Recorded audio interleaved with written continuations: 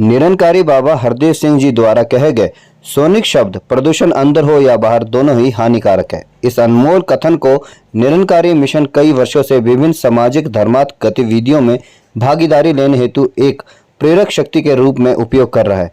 इन कल्याणकारी गतिविधियों में प्राय मेगा वृक्षारोपण अभियान, रक्त शिविर, स्वच्छता अभियान, जल संरक्षण परियोजनाएं, पर्यावरणीय मुद्दे के बारे में जागरूकता अभियान इत्यादि सम्मिलित है।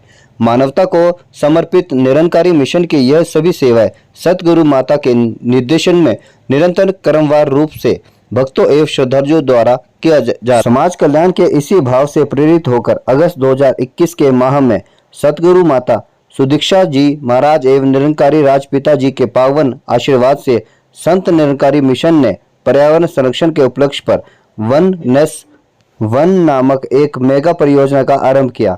इस परियोजना का लक्ष्य वृक्षों के समूह का रोपण करना एवं उनकी देखभाल करना था।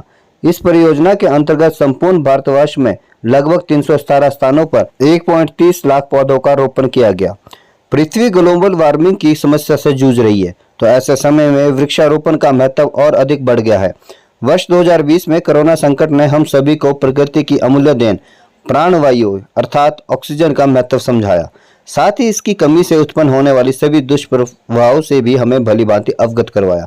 ज्ञात रहे कि मनुष्य का जीवन जिस प्राण वायु पर आधारित है वह हमें इन वृक्षों से ही प्राप्त होती है। अतः इनका संरक्षण करना वह केवल हमारा कर्तव्य नहीं अपितु हमारे जीवन के लिए भी महत्वपूर्ण है।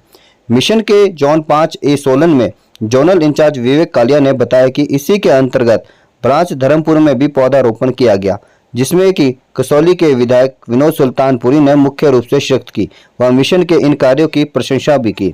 इसके अतिरिक्त सोलन जोन के अंतर्गत जिला सिरमौर व सोलन की 27 विभिन्न ब्रांचों में भी पौधारोपण किया गया व जो 2022 में पौधे रोपे गए थे उनकी देखभाल मिशन की विभिन्न ब्रांचों द्वारा नियमित रूप से भी की जा रही है। इसके बारे में भी उन्होंने जानकारी दी।